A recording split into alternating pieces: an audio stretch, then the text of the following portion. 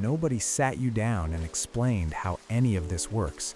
Not your parents, not your school, not anyone who was supposed to.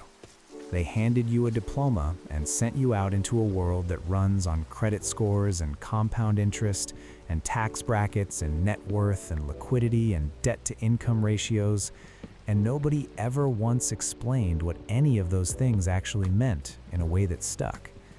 And the worst part is, you didn't even know what you didn't know. So you figured it out the hard way. The overdraft notification at 2 a.m., the credit card you thought was just a backup plan until the interest showed up and turned a $200 purchase into something that followed you for a year. The paycheck that disappeared before the week was over, and you sat there staring at your account trying to do the math, and it still didn't make sense.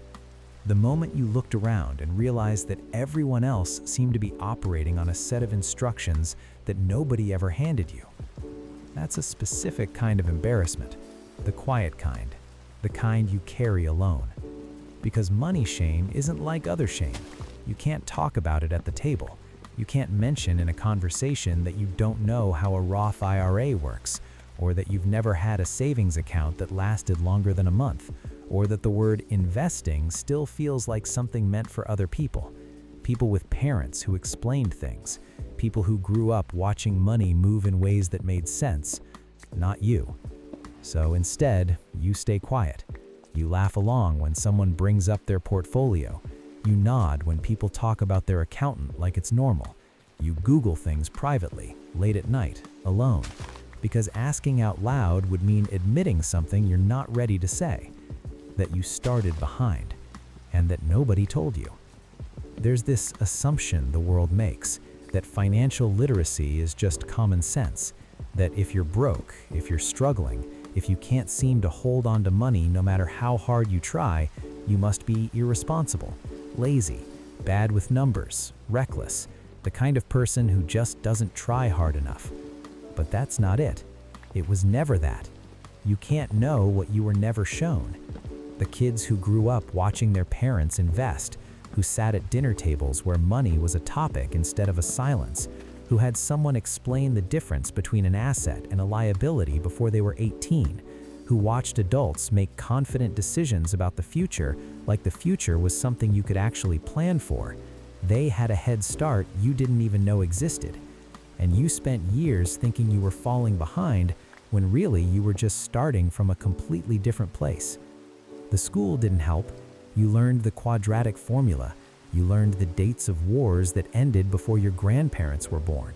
You learned how to diagram a sentence and write a 5-paragraph essay about a book you half read the night before the test.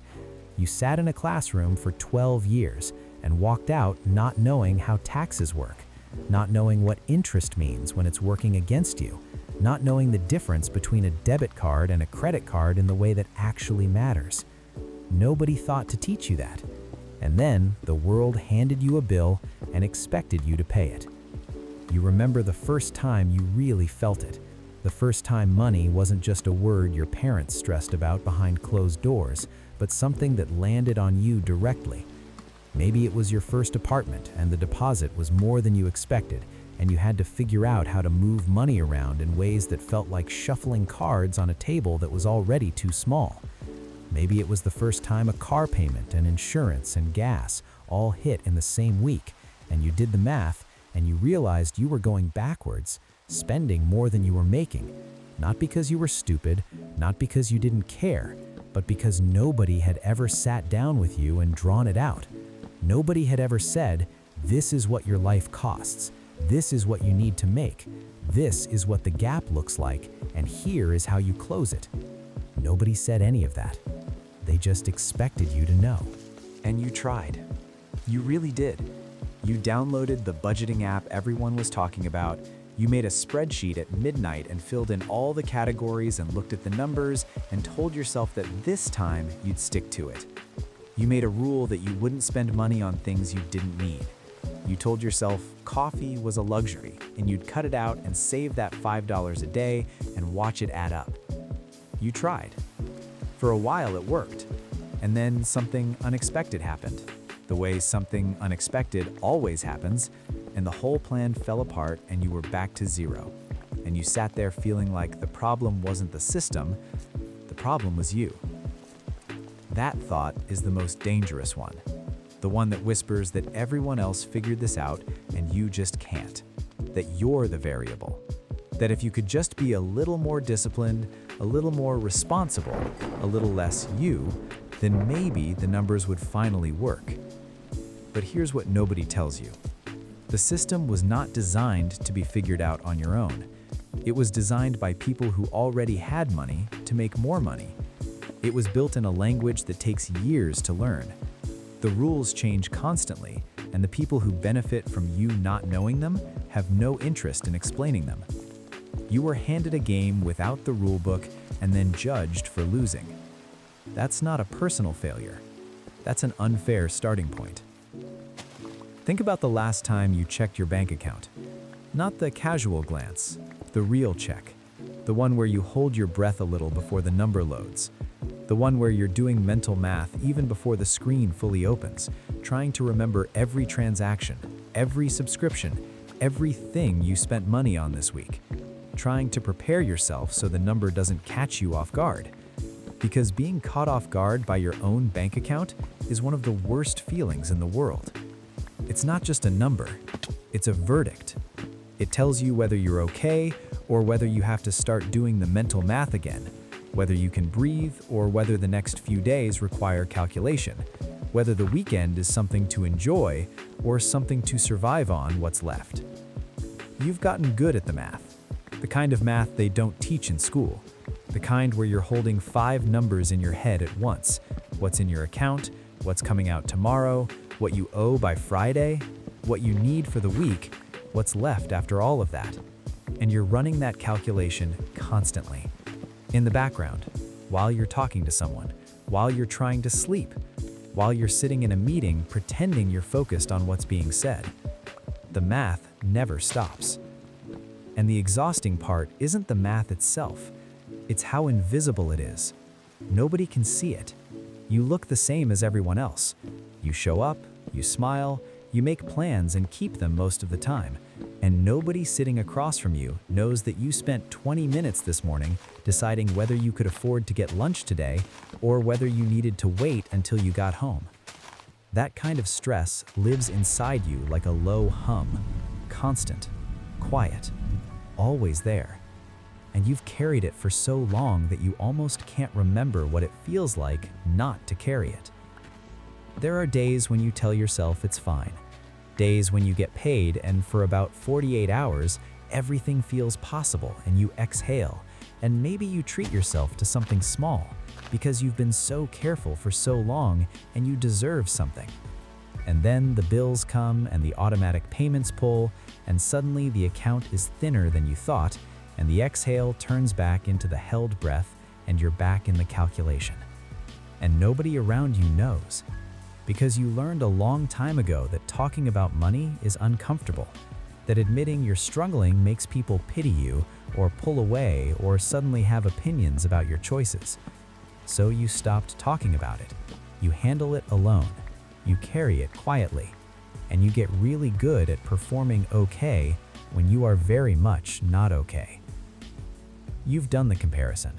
You know you shouldn't, but you've done it. You've looked at people your age who seem to have figured something out that you haven't, who are buying houses and taking vacations and talking about their savings like it's a real thing that exists and grows. And you wonder what you're missing, what they know that you don't, what switch they flipped that you haven't found yet. And sometimes it feels less like a gap in knowledge and more like a gap in who you are, like they were built for this and you weren't. Like somewhere along the way, you missed the thing that makes people financially stable, and you've been running to catch up ever since, without ever quite closing the distance. But here's the truth, the real truth, the one nobody posts about. Most of the people who look like they have it figured out are one unexpected expense away from the same panic you feel. Most of the people who seem confident about money are performing that confidence. Most of the people who talk about their investments started with money they were given, not money they earned. and almost none of them are as far ahead as they appear. The gap you think you're falling into is partly real and partly a story you tell yourself because you've only seen the outside of other people's finances and the inside of your own. You're not as far behind as you think. You're just more honest about where you are. Nobody talks about how much energy it takes to be broke. Not broke in the dramatic way, not broke in the way that makes the news, just that specific kind of broke that means you're managing, you're getting by, you're making it work, but only barely. Only if nothing unexpected happens. Only if the car doesn't need anything and your health stays okay, and nobody needs anything from you this month that you didn't plan for. That kind of broke is exhausting in a way that doesn't show. Because you're not failing, you're functioning. But you're functioning at a level that requires constant attention and leaves almost nothing left over. You know what you spent your last $20 on. You know exactly. You could tell someone right now. Because when money is tight, you track it without even trying. Every purchase registers. Every swipe means something. You walk past things in a store and do the math automatically, not because you're disciplined, but because you have to be, because the margin is thin enough that a wrong move shows up immediately. And then you watch someone pay for something without looking at the price, and something small twists in your chest. Not jealousy exactly, something more complicated than that. Like watching someone move through the world without a weight you've been carrying for so long you forgot it was there. Being financially stressed doesn't just affect your bank account, it affects the way you think. There's actual research on this. When your mind is occupied with scarcity, with the constant calculation of what you have and what you need, it takes up cognitive space, mental bandwidth. The same part of your brain that processes problems and makes decisions is running the money math in the background all the time, and there's less of it left for everything else. That's not a character flaw. That's just what scarcity does to a mind trying to survive it. So when you feel foggy, when you feel like you can't concentrate, when you feel like you should be doing more with your life but somehow can't seem to get started, some of that might not be laziness. Some of that might be the weight of carrying this constant, invisible load. And the people who tell you to just think positive, to just believe in abundance, to just change your mindset, they have no idea what it costs to keep your head above water every single day. You're not stuck because you lack ambition. You're tired because surviving takes everything you have. There are things you've given up on quietly. Dreams that got smaller over time, not because you stopped wanting them, but because the math stopped adding up. You wanted to travel. You told yourself when you saved enough, but saving enough kept being pushed further out because something always came first. The car, the medical bill, the month where everything hit at once and the savings account went back to zero. You wanted to go back to school, take a course, learn something that might open a door, but the cost sat there like a wall and you couldn't figure out how to get over it without going into a debt that scared you. You wanted to move somewhere new, start over somewhere that felt like possibility instead of the place where the same struggles kept finding you. But the deposit and the moving costs and the months before a new income stabilizes all added up to a number that felt impossible. So the dreams got quieter. Not gone. You didn't give up on them, not exactly. You just stopped talking about them, stopped bringing them up, stopped letting yourself want them too loudly, because wanting something you can't have is its own kind of pain, and you already had enough pain to manage. And you kept going. You kept showing up. You kept doing the work even when the work didn't seem to be moving you in any particular direction, because that's what you do. You keep going even when you're not sure where going is taking you. But something in you has never let go of the idea that things can be different. Even on the hardest days, buried under the math and the worry and the quiet resignation, there's something that still believes, something that wakes up sometimes when you least expect it and reminds you that this is not permanent, that this is a season, not a sentence, that the life you're living right now is not the final version of your story. That belief is not naive. That belief is the only thing that makes any of this survivable. Let's talk about the moment you realized money was something you had to think about differently.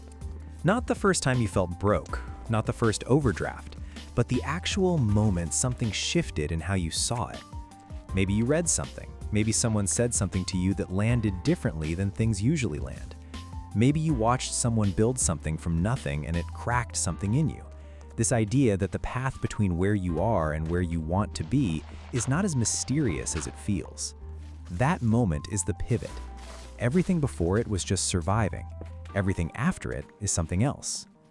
Because here's what changes when you start to actually understand money. Not just track it, not just stress about it, but understand it the way someone understands a language they've been trying to learn for years and one day it starts to click. It stops feeling like a force that happens to you and starts feeling like something you can direct. That shift is everything. You start to see that money is not the thing people told you it was growing up, not something dirty or shameful or the source of all problems, not something only certain kinds of people deserve, not something you have to be a certain way to have. It's just a tool, a neutral thing, and like any tool, it can be used well or poorly, and using it well is a skill, and skills can be learned. That sounds simple, but when you've spent years believing that money is something that happens to other people, that belief changing is not small. It's the foundation of everything. There's a concept that nobody teaches you when you're young, and it is the single most important thing about money that exists: compound interest. Not the version they mention in a textbook somewhere that you forgot immediately because it felt abstract. The real version, the one where you actually sit down and run the numbers and feel something in your chest that might be hope. Here is what it means. When you invest money, that money earns a return, and then that return gets added to your original money, and then the whole thing earns a return. And it keeps going, and the longer it goes, the faster it grows, because it is always working on a bigger and bigger number. $1 you invest at 20 years old is worth more than $10 you invest at 40, not because of anything magical, just because of time. Time is the ingredient, and it's the one ingredient you actually have. People who understand this early build things that look effortless from the outside. Their money grows while they sleep, while they work, while they do nothing at all. Not because they're smarter or luckier or more deserving, but because they understood early that time in the market is more powerful than almost anything else. And most people understand this too late, not because they weren't smart enough to get it, because nobody explained it to them. You might be reading this and feeling something uncomfortable, the familiar voice that says it's too late, that you've wasted years, that the people who started at 20 are already so far ahead that there's no point starting now. That voice is lying to you. The best time to start was 10 years ago. The second best time is right now, today, this moment. Because 10 years from today, you will look back at this moment and it will either be the moment you started or the moment you almost started and didn't. Those are two very different futures. Starting doesn't mean having it all figured out. It doesn't mean having a lot of money. It doesn't mean knowing all the terms or having a plan that spans decades. Starting means the smallest possible version of beginning. Moving $15 somewhere that isn't your checking account. Downloading one app and putting something in it. Asking one question out loud that you've been Googling privately for months. That's it. That's starting. And starting from behind is still starting. You have a complicated relationship with the word enough. You grew up hearing it as a ceiling, enough to get by, enough to make it work, enough to not be in crisis. Enough became the goal without anyone saying it out loud because enough was all that seemed possible, and wanting more than enough felt dangerous, felt greedy, felt like the kind of wanting that leads to disappointment. So you kept your wants small. You talked yourself out of things before you even tried. You decided the answer was no before you asked the question. You put ceilings on your own ambitions and called it being realistic, and pretended that realism was the same as wisdom. But there's a difference between contentment and resignation. Contentment is choosing what you have because it genuinely satisfies you. Resignation is telling yourself you're content because wanting more feels too risky. You've spent a lot of time in resignation, calling it peace when it was actually surrender. And the thing about resignation is it's comfortable. It requires nothing from you. You don't have to risk. You don't have to fail. You don't have to try and fall short and feel the specific pain of falling short. You just stay where you are and call it enough, and nobody can take anything from you because you never reached for anything. But something in you knows, something quiet and persistent that doesn't let you fully settle. It shows up at odd moments, reading something that makes you feel like a bigger version of yourself is possible, watching someone do something you always thought was meant for other people, lying awake at night, not with anxiety exactly, but with something that feels almost like restlessness, like your life is pressing against the edges of the box you put it in and asking to be let out. Wanting more is not greed. Wanting more is not delusion. Wanting more is just the honest acknowledgement that you have not yet become everything you're capable of becoming. And that's not a flaw. That's the most human thing there is. Think about the person you were before any of this got complicated, before you knew what debt was, before you understood the weight of a financial obligation that follows you from year to year, before money was a source of stress and a constant low-grade hum of anxiety, before you learned to check your account with one eye half closed. You were just a person who wanted things, simple things, to feel safe, to feel free, to not have to do the math every single time something came up, to move through the world without the weight of scarcity pressing on everything. Those wants haven't gone anywhere. They're still there, under all the stress and all the learning and all the quiet resignation. The version of you that just wanted to feel okay about money, that version is still in there, waiting. And here's what you need to hear. That version of you is not naive. The want for financial peace is not a fantasy. It is not something reserved for people born into different circumstances, or people who had the right advantages, or people who made all the right choices at the right times. It is not an unrealistic dream. It is a completely achievable state for you, specifically in the actual life you're living. Not through a magic formula, not through a sudden windfall, not through becoming a different person or following some perfect plan, but through the slow, consistent, deeply unglamorous work of understanding money better than you do right now and making decisions that compound over time the same way interest does. Nobody warns you about the mental load of wanting to change your financial life. Because it's not just about money. It's about identity. About the story you've been telling yourself about who you are and what's possible for you. And changing that story is harder than changing any habit. You might come from a family where money was always a source of stress, where the conversation around finances was either silence or argument, where the message you absorbed about wealth was that it was for other people, people different from you, and that wanting it was somehow a betrayal of where you came from. That message lives in you. Even if you've never said it out loud, even if you would deny it consciously, it shapes what you believe is available to you and what you feel you deserve, and what happens in your body when you actually start to have more than you're used to having. Some people sabotage their own financial progress not because they're reckless, but because abundance feels unfamiliar. Because having more than enough triggers something that feels almost like guilt. Because on some level that they can't fully articulate, they don't believe they're supposed to be okay. That being okay is something that happens to other people and not to them. That is not a character flaw. That is a belief that was put into you by circumstances you didn't choose, and it can be unlearned. The unlearning is not fast. It is not clean. It does not happen in one revelation or one book or one moment where everything suddenly makes sense. It happens in small, repeated choices. In the decision to believe, even provisionally, even without being sure, that things can be different. In the willingness to act as if you deserve stability before you fully feel like you do. Behavior changes belief, not the other way around. You don't wait until you feel like a person who is good with money to start acting like one. You act like one, imperfectly and inconsistently at first, and eventually the feeling follows. Let's talk about comparison. Because you've done it. Because everyone does it and nobody admits it. You've looked at someone your age who seems further ahead and felt something that didn't sit well with you. Not pure admiration, something more complicated. Something that had your own lack mixed into it. And then you felt guilty about feeling that. Because you're supposed to be happy for people.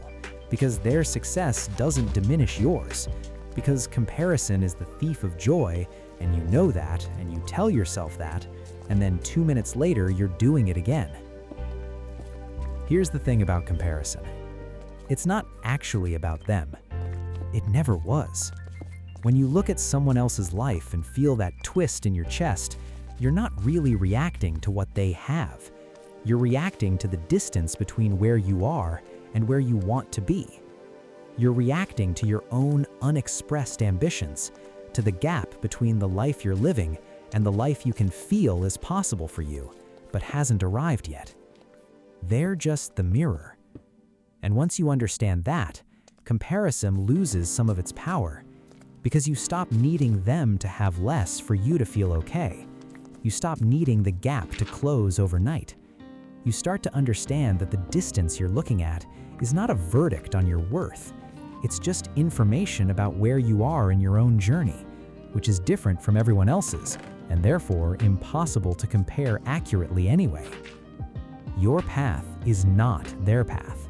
Your starting point was not their starting point. Your timeline is not their timeline. And the only comparison that actually matters is between who you are today and who you were a year ago. Everything else is noise. There is a specific kind of peace that comes on the other side of financial anxiety. Not wealth, not the absence of all financial stress, just the peace that comes from understanding, from knowing how the game works even if you're still learning to play it well, from having made a decision to engage with your money honestly instead of avoiding it. That peace is quiet. It doesn't look like anything from the outside. It's just the absence of the constant hum, the held breath that loosens. The moment where you check your account and it's not an act of bracing yourself, but just a normal thing you do. That peace is available to you. Not someday, not when you hit a certain number, not when you've paid off every debt or reached some milestone or become a version of yourself that is somehow more deserving than the one you are right now. Now, in the life you're already living. You've told yourself some version of the following sentence more times than you can count. When I have more money, everything will be different. When I have more money, I'll be less stressed. I'll be more generous. I'll finally start saving. I'll stop making choices I regret. I'll be the person I keep meaning to be. I'll relax. I'll sleep better. I'll stop feeling like I'm running behind. And there's truth in that sentence. Money does reduce certain kinds of stress. Security is real. Having a cushion changes the quality of your thinking and your decisions and your sleep. But more money does not automatically make you better at money, because the habits follow you. The relationship you have with money right now, the anxiety around it, the avoidance of it, the way you deal with stress by spending or the way you deal with guilt by restricting, those patterns don't disappear when the number gets bigger. They just have a bigger stage. The people who come into sudden money and lose it all within a few years don't lose it because they're stupid. They lose it because nothing prepared them for it. Because the internal relationship with money never changed even though the external circumstances did. The work has to happen before the money arrives.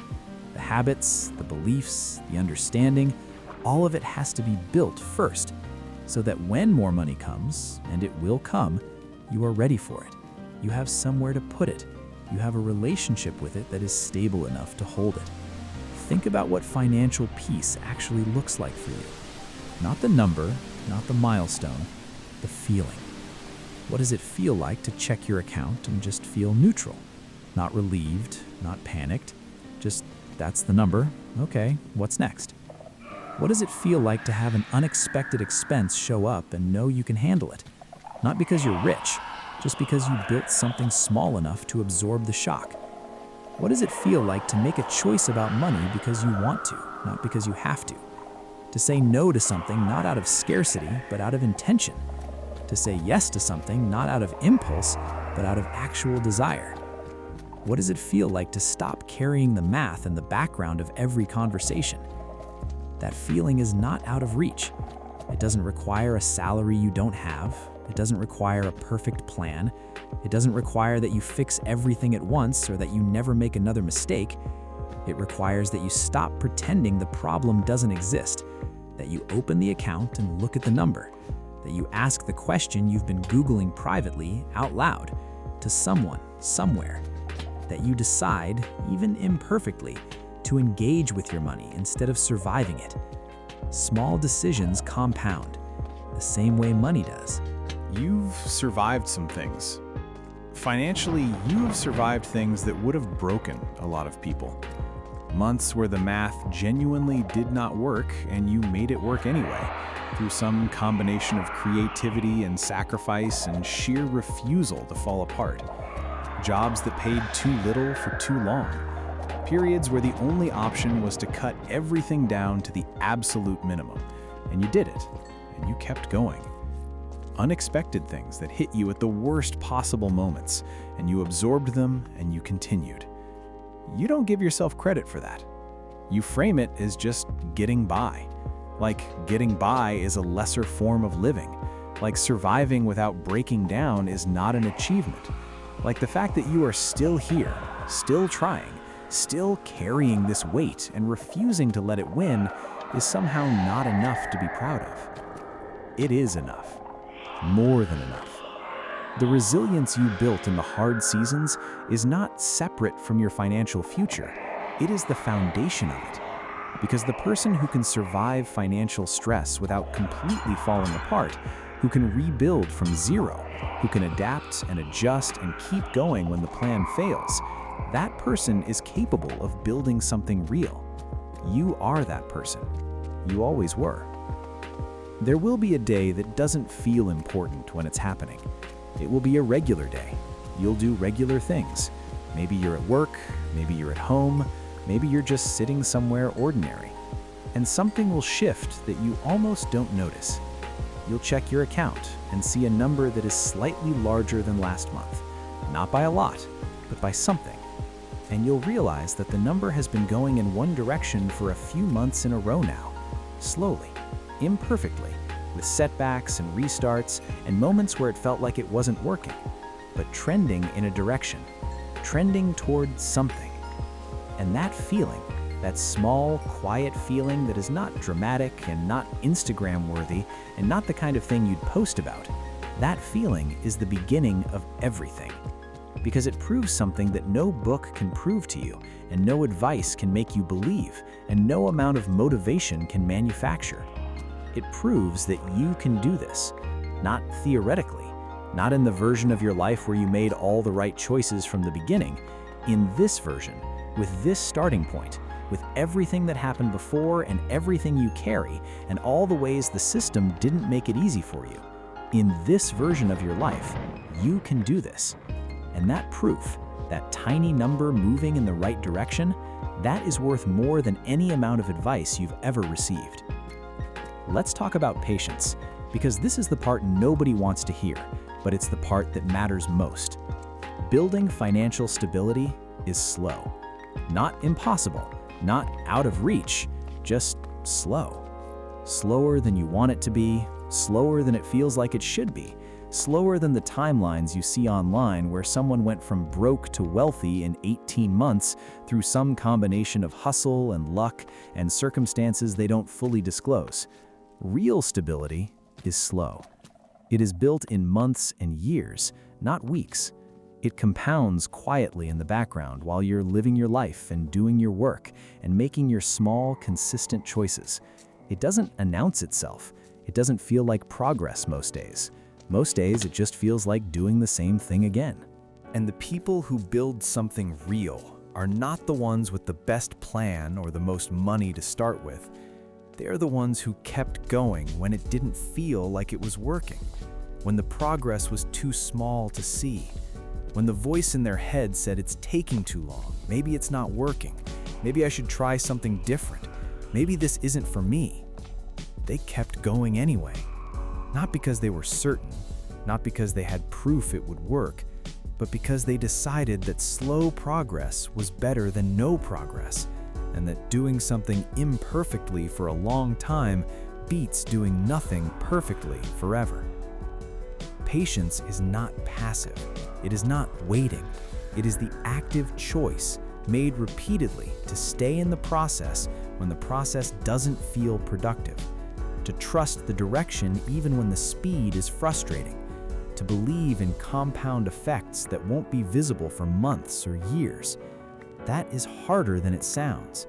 In a world that rewards speed and worships overnight success and makes you feel like you're falling behind if you're not moving faster, choosing patience is a radical act, but it's the only thing that actually works. There's a version of your life that is further along than this one. Not a fantasy version, not a version where everything went perfectly and you never struggled and money was never complicated. A realistic version, one where you made the same mistakes you made, but also made slightly different choices in certain moments. One where you started slightly earlier, or understood slightly more, or had access to slightly better information. That version exists somewhere. And here's the thing about that version. You can still become it. Not overnight, not without work, not without the same slow accumulation of better decisions and compounding habits that you would have had to do anyway. But that version is not locked off because of where you've been or what you've missed or how late you think you're starting. The path to that version of you begins right now. Not tomorrow, not when conditions are better, not when you have more information or a better plan or when you feel more ready. Now, in the exact circumstances you're in, with the exact resources you have, at whatever level of understanding you've reached so far. The version of you that is further along than this one started from exactly where you are. You deserve to feel financially safe. Not someday, not once you've earned it through enough sacrifice or enough time or enough proof of discipline. You deserve it now, as a baseline, as a non-negotiable thing. Not because of what you've accomplished, not because you've met some criteria, but because you are a person, and people deserve to not live in a constant state of financial anxiety. They deserve to know their basic needs are covered. They deserve to have a small cushion between themselves and catastrophe. They deserve to think about money as something they direct rather than something that happens to them. That is not too much to want. That is the minimum. And the path to that minimum, whatever your starting point, whatever your current number, whatever mistakes you've made or things you've avoided or knowledge you still lack, the path exists. It's not hidden. It's not only for certain kinds of people. It begins with honesty, with opening the account and looking at the number, with asking the question you've been too embarrassed to ask, with making the smallest possible first move, and then the next one, and then the one after that. You don't need to know the whole path. You just need to know the first step. And you already know the first step. Sometime in the future, not far, not dramatically far, just somewhere ahead of where you are right now, you're going to sit somewhere quiet and you're going to think about money, and something will be different. The hum will be quieter. The held breath will be less held. The math will still be there, but it will be something you do with a degree of calm that right now feels impossible. Like a language you're just starting to learn that eventually becomes so familiar you stop noticing you're speaking it. You won't remember the exact moment it changed. It won't be a moment. It will be 100 small moments that added up to something larger than any one of them. You'll think about the time when all of this felt impossible, and you'll feel something you haven't felt about your financial life before. Pride. Quiet, unhurried, completely earned pride. Because you did the hard thing, not the dramatic thing, the hard thing, the slow, unglamorous, repetitive, often invisible thing of choosing better when you could have chosen easier, of staying in it when nothing felt like it was working, of deciding that you were worth the effort, even when you weren't sure. You're going to get there. Not because everything is going to fall into place perfectly, not because you're going to stop making mistakes or struggling or having months where nothing goes the way it should, but because you're still here, still trying, still carrying the weight without letting it win. And that's not nothing. That's everything. Nobody taught you about money, but you're learning anyway. And you started. Not perfectly, not with a plan that covers every contingency, not with the right amount of money or the right background or the right foundation. Just started. And that decision, that quiet, unglamorous, invisible to everyone else decision to start, is the most important financial decision you will ever make. Not the perfect investment, not the right savings account, not the optimized tax strategy or the ideal budget or the perfectly diversified portfolio. The decision to start. Because everything that matters comes after that. Everything compounds on that. And the version of you that is financially free, that moves through the world with that quiet ease you've watched other people carry, that wakes up without the math running in the background, that checks the account and just feels neutral. That version of you started here, right here, where you are, right now. Keep going.